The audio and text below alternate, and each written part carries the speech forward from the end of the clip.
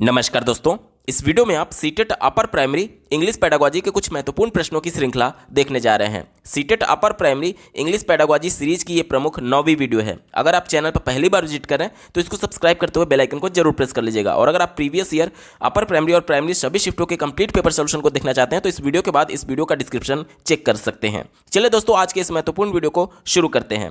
पहला प्रश्न आप अपने स्क्रीन पर देख पा रहे, choose the incorrect statement regarding English as a language in India. यानी कि भारतवर्ष में अंग्रेजी एक भाषा के रूप में निम्नलिखित में से कौन सा कथन गलत है। देखिए, इनकरेक्ट पूछा गया था, यानी गलत वाला हमारा सही जवाब हो जाएगा। ठीक है, चलिए पहले विकल्प से शुरुआत करते हैं। कहा जा रहा है English was declared as the associated official language of the Union of India and indefinite period by an act of parliament in 1963। कहा जा रहा है कि 1963 में एक कानून के तहत संसद में इनडिफिनिट यानी कि अनिश्चित काल के लिए जो अंग्रेजी है उसको एसोसिएटेड ऑफिशियल लैंग्वेज के तौर पर माना गया है। तो ये बात बिल्कुल सही है। एसोसिएटेड यानी कि सह राजभाषा, जैसे राजभाषा का दर्जा हिंदी को प्राप्त है और अंग्रेजी को सह राजभाषा का दर्जा प्राप्त है, जिसे हम लोग एसोसिएटेड ऑफिशियल लैंग्वेज कहते हैं। ठीक है, तो ये बात तो बिल्कुल सही है, पॉजिटिव है। तो ये हमारा उत्तर नहीं हो सकता क्योंकि हमसे निगेटिव वाला पूछा गया था। ठीक है, चलिए दूसरा दिया गया है initially English was mentioned as official language in the Constitution of India in article 343। तो कहा जा रहा है कि शुरुआत में इंग्लिश जो था वो आर्टिकल 343 में एक ऑफिशियल लैंग्वेज के तौर पर मेंशन किया गया था भारतीय संविधान के। तो ये भी बात बिल्कुल सही है। अभी जो 343(1) है वो देवनागरी लिपि के बारे में मेंशन किया गया है कि जो हमारे देश की राजभाषा होगी उसकी लिपि देवनागरी होगी। वो 343(1) के भारतीय संविधान में मेंशन किया गया। लेकिन शुरुआत में इनिशियली बोला गया, शुरुआत में ये बातें अंग्रेजी के लिए मेंशन की गई थी। तो ये बात भी बिल्कुल सही है, हमारा उत्तर नहीं हो सकता क्योंकि हमसे निगेटिव वाला पूछा गया था। तीसरा देखिए, English was endorsed by the Indian constitution to be used for all the official purposes of union of a period of 15 year. यानी कि ये कहा जा रहा है कि शुरुआत में जो भारतीय संविधान था उन्होंने 15 साल तक ऑफिशियल लैंग्वेज के तौर पर यूनियन ऑफ इंडिया का यानी कि भारत सरकार का ऑफिशियल लैंग्वेज के तौर पर इसको स्वीकार किया था। तो ये भी बात बिल्कुल सही है, पॉजिटिव है, हमारा उत्तर नहीं हो सकता। एक ही विकल्प बचा, ऑप्शन नंबर 4। देखिए क्या कहा जा रहा है, English was included in the 8th schedule of the Constitution of India through the official language amendment act 1967। कहा जा रहा है कि जो हमारे राजभाषा है उसके लिए संशोधन कानून यानी कि 1967 में जो संशोधन किया गया था उसमें 8वीं अनुसूची में, संविधान की 8वीं अनुसूची में इंग्लिश को स्वीकार कर लिया गया है, शामिल कर लिया गया है। तो ये विकल्प गलत है। क्यों? क्योंकि अभी हमारे देश में जो 8वीं अनुसूची है संविधान के अंतर्गत उसमें टोटल 22 भाषाएं हैं जिसमें अंग्रेजी को जगह नहीं दिया गया। कौन कौन सी 22 भाषाएं एक बार जल्दी से जान लेते हैं। पहला है असमिया, दूसरा बंगाली, तीसरा गुजराती, चौथा हिंदी, पांचवा कन्नड़, छठा कश्मीरी, सातवां कोंकण, आठवां मलयालम, नौवां मणिपुरी, 10वां मराठी, 11वां नेपाली, 12वां उड़िया, 13वां पंजाबी, 14वां संस्कृत, 15वां सिंधी, 16वां तमिल, 17वां तेलुगु, 18वां उर्दू, 19वां बोडो, 20वां संथाली, 21वां मैथिली और 22वां डोंगरी। ये टोटल 22 भाषाएं शामिल है 8वीं अनुसूची में। वहां पर इंग्लिश को जगह नहीं दिया गया है और ये विकल्प कहा जा रहा है कि 8वीं अनुसूची में इंग्लिश को शामिल कर लिया गया। तो ये विकल्प गलत है, निगेटिव है। और चूंकि हमसे गलत वाला ही पूछा गया था तो ऑप्शन नंबर 4 यहां पर बिल्कुल एप्रोप्रिएट जवाब हो जाएगा। अगला प्रश्न पूछा गया था, रीड द फॉलोइंग स्टेटमेंट। यहां पर देखिए 4 स्टेटमेंट दिए गए हैं। इन चारों स्टेटमेंट को पढ़ने के बाद से हमसे पूछा जा रहा है द एफोर मेंशन्ड यानी ऊपर वर्णित किए गए कैरेक्टरिस्टिक्स यानी कि गुण जो है वह किसके बारे में डिस्क्राइब करते हैं। ठीक है, चलिए जल्दी से कैरेक्टरिस्टिक को पढ़ लेते हैं। पहला दिया गया, English is a skill subject that reading in English is the easier way to speak and write. यानी कि चारों यहां विधि में से कौन सबसे ज्यादा पढ़ने पर फोकस करता है, पठन पर सबसे ज्यादा फोकस कौन करता है, ये हमसे पूछा जा रहा है। आगे देखिए, in this method grammar is not a diet but a drug. यानी कि इस विधि में ग्रामर को डाइट की तरह यानी हम भोजन की तरह नहीं लेते हैं, बल्कि ड्रग की तरह लेते हैं, यानी दवाई की तरह लेते हैं जब हमें जरूरत पड़ती है। जैसे कि देखिए, डायरेक्ट मेथड में क्या होता है कि हम इंग्लिश में ही कम्युनिकेट करते हैं, टारगेट लैंग्वेज में ही कम्युनिकेट करते हैं, तो वहां पर हम लोग इंग्लिश को डाइट की तरह ले रहे हैं, यानी भोजन की तरह, कि जिंदा रहने के लिए हमें भोजन की आवश्यकता है, यानी कम्युनिकेशन करने के लिए इंग्लिश में ही करेंगे, उस सेंस में था। लेकिन ड्रग का मतलब क्या हुआ कि हम इंग्लिश में कम्युनिकेट कर ही नहीं रहे हैं, एक आवश्यकता पड़ने पर केवल हम इंग्लिश का यूज कर रहे हैं, उस सेंस में कहा गया। ठीक है, आगे पढ़िए। Teacher should teach silent reading skill, यानी कि कहा जा रहा है कि जो टीचर हैं, जो अध्यापक हैं, उन्हें साइलेंट रीडिंग स्किल के लिए टीच करना चाहिए। अगला दिया गया है, memorization and mimicking are common in language learning. तो ये सब किसकी प्रॉपर्टीज है, ये हमसे पूछा जा रहा है। चौथे विकल्प से शुरुआत कर लेते हैं। कहा जा रहा है कि डायरेक्ट मेथड। डायरेक्ट मेथड में क्या होता था? डायरेक्ट मेथड में जो टारगेट लैंग्वेज है उसी में कम्युनिकेट किया जाता था, जबकि यहां पर बोला गया कि grammar is not a diet but a drug. ठीक है, यानी कि इसमें उस टारगेट लैंग्वेज में बात ही नहीं की जा रही है, और साथ ही साथ इसमें यह भी कहा गया है कि पढ़ने पर ज्यादा फोकस किया जा रहा है, रीडिंग इन इंग्लिश। तो डायरेक्ट मेथड में पढ़ने से ज्यादा कम्युनिकेशन पर फोकस किया जाता है, विकल्प गलत हो गया। Bilingual method. बाइलिंगुअल मेथड में क्या होता है? दो लैंग्वेज का यूज किया जाता है, एक मदर टंग और एक टारगेट लैंग्वेज। तो यहां पर भी उस सेंस में कुछ भी नहीं कहा गया, हमारा उत्तर नहीं होगा। ग्रामर कम ट्रांसलेशन मेथड, तो यहां पर कहा जा रहा है, देखिए, ग्रामर कम ट्रांसलेशन मेथड में ग्रामर पर ज्यादा फोकस किया जाता है, और यहां पर क्या कहा जा रहा है कि grammar is not a diet but a drug, यानी कि ग्रामर का संकुचित मात्रा में प्रयोग किया जा रहा है। तो यह भी हमारा उत्तर नहीं होगा, एक ही विकल्प बचा, doctor West new method. Doctor West new method जो था वो पढ़ने पर ज्यादा फोकस करता था। उनका यह मानना था कि बच्चे जितना पढ़ेंगे उतना ही टारगेट लैंग्वेज को सीख पाएंगे, तो इसमें ग्रामर भी कम यूज होता था, साथ ही पढ़ने पर ज्यादा फोकस किया जाता था, और साइलेंट रीडिंग स्किल डेवलप करने के लिए ज्यादा फोकस किया जाता था। तो ये सभी बातें किसकी प्रॉपर्टी है? ये डॉक्टर वेस्ट न्यू मेथड की है। ऑप्शन नंबर 1 इसका बिल्कुल एप्रोप्रिएट जवाब हो जाएगा। अगला प्रश्न पूछा गया था, a teacher writes on black board, he writes a letter, boys play football, Ram is sleeping, then the teacher explain that a verb is used in agreement to its subject as in given examples. Which of the following method of teaching grammar is being used by the teacher? कहा यह जा रहा है कि एक शिक्षक है जो कि ब्लैक बोर्ड पर कुछ उदाहरण लिखते हैं। देखिए यहाँ पर 3 सेंटेंस का उदाहरण लिखा गया है, ठीक है, 3 सेंटेंस का उदाहरण लिखा गया है। उदाहरण लिखने के बाद से वो जो टीचर है वो एक्सप्लेन करते हैं और बताते हैं कि verb is used in agreement to the subject, यानी कि जो वर्ब होता है वो सब्जेक्ट के एग्रीमेंट के तौर पर यूज किया जाता है। तो हमसे ये पूछा जा रहा है एज इन गिवन एग्जाम्पल, तो पहले यहाँ पर बच्चे को उदाहरण बताया गया है और तब नियम बताया गया। पहले उदाहरण तब नियम, पहले उदाहरण तब नियम, ये किस में होता है? ये आगमनात्मक विधि में होता है। आगमनात्मक विधि को इंग्लिश में क्या बोलते हैं? इंडक्टिव मेथड बोलते हैं। दिए गए विकल्प में देखिए, आगमनात्मक विधि, इंडक्टिव मेथड, इसका बिल्कुल सटीक जवाब हो जाएगा। अगला प्रश्न पूछा गया था, read the following and choose correct alternatives. यहां पर एक स्टेटमेंट दिया गया और दूसरा रीजन दिया गया, दोनों को पढ़ करके सही विकल्प का हमें चयन कर लेना है। पहले जो स्टेटमेंट है उसको पढ़ लेते हैं। कहा जा रहा है कि special attention should be paid to the written work of student who need improvement, यानी कि जिसको सुधार करने की आवश्यकता है उस पर विशेष तौर पर ध्यान देने की आवश्यकता है कि वो क्या लिख रहे हैं, उनके रिटन वर्क पर विशेष तौर पर ध्यान देने की आवश्यकता है। तो ये बात तो बिल्कुल सही है, जिसमें सुधार की संभावना है उस पर टीचर को तो ज़्यादा फोकस करना ही चाहिए। तो ये बात तो पॉजिटिव हो गया।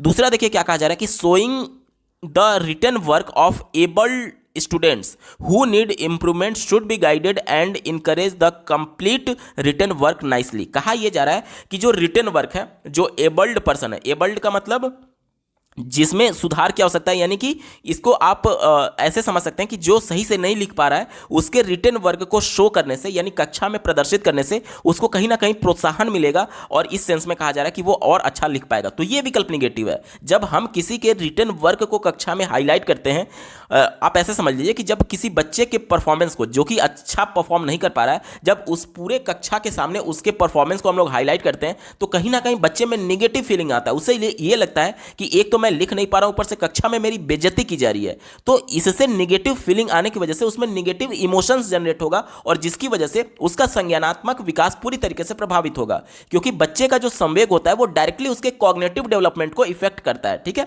यानी कि जो निगेटिव इमोशंस बच्चे में जनरेट हो रहा है वो उसको निगेटिव तौर पर इंपैक्ट करेगा। तो ये विकल्प निगेटिव हो गया, हमारा उत्तर नहीं हो सकता, यानी कि ए सही है और आर गलत है। दिए गए विकल्प में देखिए ऑप्शन नंबर 1 में ही बात की गई है, A is true but R is not true. Option number 1 इसका बिल्कुल सटीक जवाब है।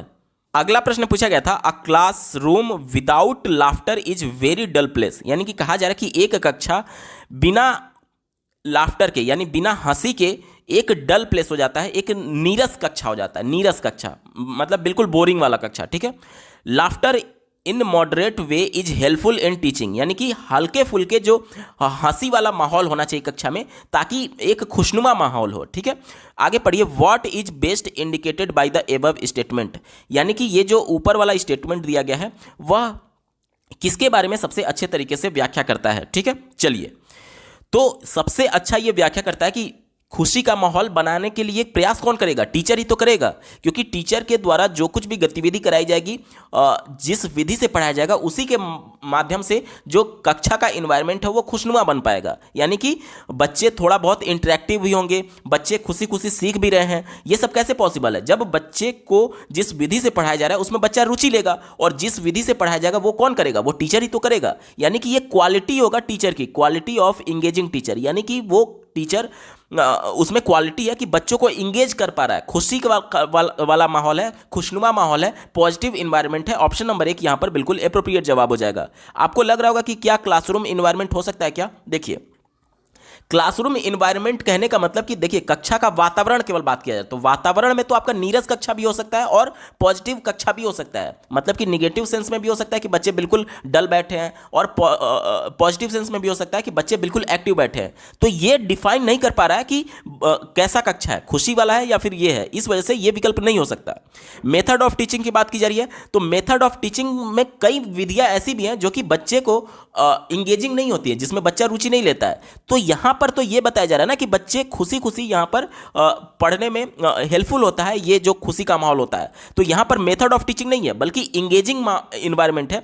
नॉलेज ऑफ चाइल्ड्स नेचर, तो ये भी हमारा उत्तर नहीं होगा, एक ही विकल्प बचा, ऑप्शन नंबर 1 इसका बिल्कुल एप्रोप्रिएट जवाब हो जाएगा। अगला प्रश्न पूछा गया था, which of the following is not correct about phonic approach in teaching, यानी कि कहा जा रहा है कि इंग्लिश पढ़ाने के सेंस में फोनिक अप्रोच जो होता है वो उसके बारे में कौन सा सही नहीं है। फोनिक अप्रोच क्या होता है? यानी ध्वनियों के माध्यम से पढ़ना, ध्वनियों के माध्यम से यानी उच्चारण करना इसमें आएगा, पढ़ना इसमें आएगा, और ये सभी चीज़ें आएंगी। लेकिन यहाँ पर ज़्यादा फोकस जो होता है वो बच्चे का उच्चारण करने पर होता है। जैसे कि हम लोग जब सस्वर पाठन करते हैं, सस्वर पाठन यानी जोर जोर से बोल करके पढ़ते हैं, तो उस समय हमारा जो पूरा फोकस होता है वो प्रोनाउंसिएशन पर होता है, ना कि उसके अर्थ समझने पर, ठीक है। तो हमसे निगेटिव वाला पूछा गया, तो जो भी अर्थ समझने से संबंधित होगा वही हमारा उत्तर होगा, क्योंकि इसमें अर्थ समझने पर फोकस ही नहीं किया जाता है, ठीक है। चलिए, चौथे विकल्प से शुरुआत कर लेते हैं। It may provides self confidence to obtain reading skill, बिल्कुल सही बात है। उच्चारण पर जब ज़्यादा फोकस किया जाएगा तो इससे बच्चे में सेल्फ कॉन्फिडेंस बढ़ेगा। कैसे? ध्यान से समझिएगा। एक ऐसी कक्षा है जिसमें बच्चा इंग्लिश नहीं बोल पा रहा है, तो उसमें जब बच्चा कुछ बोलेगा, रुक रुक करके बोलेगा, तो उसका कॉन्फिडेंस डाउन हो जाता है। उसे ये लगता है कि पूरी कक्षा मेरे पर हंसेगी, इस वजह से वो बोलना नहीं चाहता है, ठीक है। लेकिन जब बच्चा सही से उच्चारण कर लेता है तब वो कॉन्फिडेंटली बोलता है, हाँ, उसे पता है कि हाँ मैं अच्छे तरीके से बोल पाता हूँ, यानी कहीं ना कहीं ये प्रोनाउंसिएशन से जुड़ा हुआ है। तो इससे बच्चे में सेल्फ कॉन्फिडेंस आएगा, तो ये तो पॉजिटिव हो गया, हमारा नहीं हो सकता क्योंकि हमसे नेगेटिव वाला पूछा गया था। तीसरा देखिए, it works well in English medium classroom, बिल्कुल सही बात है। इंग्लिश मीडियम क्लासरूम में क्या होता है? आप सीबीएसई बोर्ड के विद्यालयों में देख लीजिए, बच्चे प्राइमरी से ही इंग्लिश बोलना सीख जाते हैं। कैसे सीखते हैं? क्योंकि उनको इन्वायरमेंट दिया गया है उसी का, बच्चे इंग्लिश में ही कम्युनिकेट करते हैं। फोनिंग अप्रोच क्या होता है? फोनिंग अप्रोच यानी कि जो टारगेट लैंग्वेज है उसमें उच्चारण करवाया जाता है ज़्यादा से ज़्यादा। यानी कि उच्चारण कैसे बच्चे करेंगे? जब बच्चे कम्युनिकेट करेंगे, तो ये कहीं ना कहीं इंग्लिश मीडियम क्लासरूम का एक प्रॉपर्टी के तौर पर देखा जा सकता है। यानी ये पॉजिटिव सेंस में हमारा उत्तर नहीं हो सकता क्योंकि हमसे निगेटिव वाला पूछा गया था। दूसरा देखिए, इट में help in learning the spelling and pronunciation, ये तो मैं शुरुआत से कह रहा हूं कि प्रोनाउंसिएशन पर ज्यादा फोकस किया जाता है, तो ये भी पॉजिटिव हो गया, हमारा उत्तर नहीं होगा। एक ही विकल्प बचा, ऑप्शन नंबर 1 देखिए, it helpful in better understanding of content, यानी कहा जा रहा है कि यह जो कंटेंट है, जो संदर्भ है, उसको समझने में मदद करता है। तो ये विकल्प निगेटिव है। मैंने आपको क्या बताया कि इस पर ज्यादा फोकस किस पर किया जाता है? प्रोनाउंसिएशन पर, उच्चारण पर ज्यादा फोकस किया जाता है, और अंडरस्टैंडिंग यानी उस संदर्भ को समझने पर कम फोकस होता है। तो ऑप्शन नंबर 1 यहां पर निगेटिव है, और चूंकि प्रश्न हमसे निगेटिव सेंस में पूछा गया था, ऑप्शन नंबर 1 यहां पर बिल्कुल एप्रोप्रिएट जवाब हो जाएगा। अगला प्रश्न पूछा गया था, a teacher divided her class into groups, यानी कि एक शिक्षक जो है वो अपने कक्षा के विद्यार्थियों को समूहों में बांट देते हैं, 4 समूहों में, मतलब कि एक ग्रुप में 4 बच्चे होंगे, ठीक है। And organises a debate on the issue, और एक डिबेट यानी कि वाद विवाद ऑर्गेनाइज करते हैं on the issue on the text which the learners have read, और उस टॉपिक पर जो कि बच्चे टेक्स्ट में पढ़ रहे हैं और उसमें से एक इशू निकाल करके एक इशू पर शिक्षक के द्वारा डिबेट ऑर्गेनाइज किया गया है बच्चों को ग्रुप में बांट करके। आगे हमसे पूछा जा रहा है what type of language learning activity is this, यानी यह किस प्रकार का लैंग्वेज लर्निंग एक्टिविटी है। तो ध्यान से समझिएगा, जो बच्चा टेक्स्ट पढ़ रहा था उसी में से किसी इशू पर चर्चा किया जा रहा है, जो टेक्स्ट पढ़ा था उसी में से किसी इशू पर चर्चा किया जा रहा है। जो बच्चे का टेक्स्ट था या फिर जो संदर्भ था, जिस कंटेंट को बच्चा पढ़ रहा था, वो उसके लिए इनपुट का काम कर रहा था, क्योंकि बच्चे उसी को तो पढ़ करके भाषा को सीख रहे थे, यानी कि ये इनपुट था और उसके बाद से बच्चे जब उस पर डिबेट कर रहे हैं, यानी अपनी प्रतिक्रिया दे रहे हैं, यानी कि रिस्पॉन्स दे रहे हैं, तो इनपुट रिस्पॉन्स एक्टिविटी इसका बिल्कुल एप्रोप्रिएट जवाब हो जाएगा। ऑप्शन नंबर 3 सही उत्तर है। अगला प्रश्न पूछा गया था which of the following statement is not true, यानी दिए गए विकल्पों में से कौन सा सही नहीं है, कौन सा स्टेटमेंट गलत है, वो हमसे पूछा जा रहा है। ठीक है, निगेटिव सेंस में, इसी को ध्यान में रख करके उत्तर ढूंढेंगे। चौथा दिया गया given time and opportunity children can learn many languages, यानी अगर बच्चे को हम लोग मौका दें और समय दे वो कई भाषाओं को सीख सकते हैं। तो ये बात तो बिल्कुल पॉजिटिव है। एनसीएफ 2005 बहुभाषिकता पर जोर देता है, यानी बच्चे अपनी मातृभाषा से शुरू करके अलग अलग लैंग्वेजेस को सीखेंगे। ये कैसे पॉसिबल हो पाएगा, जब बच्चे को माहौल दिया जाएगा वहीं तो बात बोला जा रहा है। तो ये बात तो बिल्कुल पॉजिटिव हो गया, हमारा उत्तर नहीं हो सकता क्योंकि हमसे निगेटिव वाला पूछा गया था। तीसरा देखिए, reading skill are transferable from one language to another. Reading skill का मतलब क्या होता है, पठन कौशल। पठन का मतलब क्या होता है, पढ़ करके उसका अर्थ ग्रहण करना। तो कहा जा रहा है कि जो रीडिंग स्किल है वो एक लैंग्वेज से दूसरे लैंग्वेज में ट्रांसफर होती है। बिल्कुल सही बात है, पॉजिटिव हो गया, हमारा उत्तर नहीं हो सकता क्योंकि हमसे निगेटिव वाला पूछा गया था। पहला देखिए, first language has positive impact on second language, यानी जो बच्चे का मदर टंग है, फर्स्ट लैंग्वेज है, वो पॉजिटिव इंपैक्ट डालता है सेकंड लैंग्वेज पर। बिल्कुल सही बात है, मैं आपको टारगेट लैंग्वेज सिखा रहा हूं, अंग्रेजी बता रहा हूं और आपकी मदर टंग हिंदी में बता रहा हूं, तो ये तो आपको हेल्प कर रही है ना अंग्रेजी सीखने में। वहीं बोला जा रहा है कि ये पॉजिटिव इंपैक्ट डालता है सेकंड लैंग्वेज पर, यानी ये भी बात बिल्कुल पॉजिटिव है। हमारा उत्तर नहीं होगा क्योंकि हमसे नेगेटिव वाला पूछा गया था। एक ही विकल्प बचा, ऑप्शन नंबर 2 देखिए, first language interferes in the learning of second language. Interfere करने का मतलब क्या होता है कि उसमें बाधा उत्पन्न करना, यानी ये कहा जा रहा है कि जो बच्चे का फर्स्ट लैंग्वेज है, जो मदर टंग है, वो उसके सेकंड लैंग्वेज यानी टारगेट लैंग्वेज में बाधा उत्पन्न करती है। तो मैं आपको second language, target language English बता रहा हूं आपकी मदर टंग में, तो क्या ये आपके लिए बाधा उत्पन्न कर रही है या फिर आपके लिए हेल्प कर रही है? जाहिर सी बात है हेल्प ही कर रही है, तो ये बाधा उत्पन्न नहीं करती है, ये निगेटिव सेंस में। और चूंकि हमसे प्रश्न निगेटिव वाला ही पूछा गया था, ऑप्शन नंबर 2 यहां पर बिल्कुल एप्रोप्रिएट जवाब हो जाएगा। अगला प्रश्न पूछा गया था mother tongue based multilingualism is, यानी कि मातृभाषा आधारित बहुभाषिकता क्या है। तो एनसीएफ 2005 इसके संबंध में पैरवी करता है। एनसीएफ का कहना यह है कि बच्चे अपनी मदर टंग से शुरुआत करके विद्यालय की औपचारिक भाषा और अन्य भाषाओं को सीखेंगे, इसे ही बोलते हैं मदर टंग बेस्ड मल्टीलिंगुअलिज्म। ठीक है, चलिए इसी को ध्यान में रख करके उत्तर ढूंढेंगे। चौथा दिया गया learning the languages through medium of foreign language. तो यहां पर मातृभाषा की चर्चा ही नहीं की गई है, क्योंकि मदर बेस्ड मल्टीलिंगुअलिज्म का मतलब यह हुआ कि बच्चा मातृभाषा से ही शुरू करेगा। ठीक है, तीसरा देखिए, learners learn multiple languages through the medium of the stable language. तो यहां पर भी मातृभाषा की बात ही नहीं की गई, हमारा उत्तर नहीं होगा।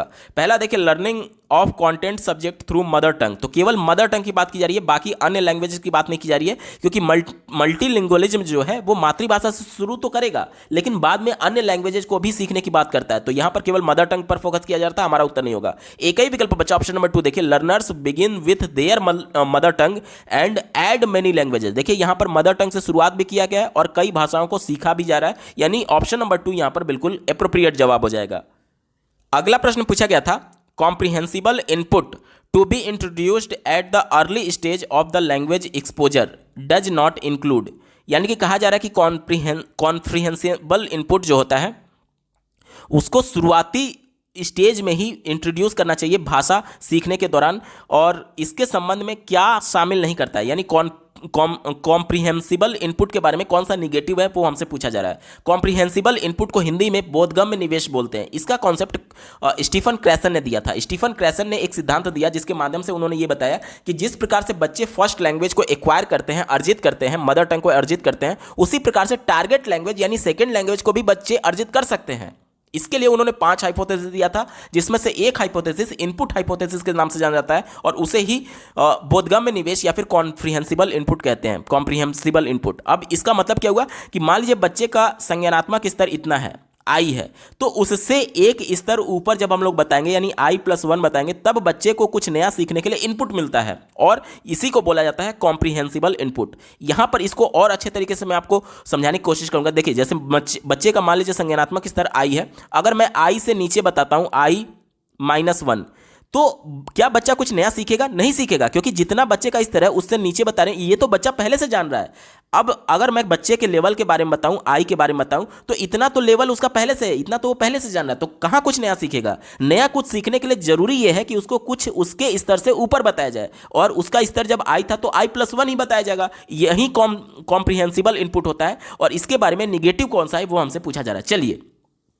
चौथे विकल्प से शुरुआत कर लेते हैं। कहा जा रहा है कि media support, magazine, newspaper, columns, audio, CD, तो ये सब चीजें बच्चों को नई नई चीजों के बारे में जानकारी देती हैं, यानी नई चीजों को जानने के लिए बच्चे का जो स्तर होगा उससे कुछ नया इनपुट देगा।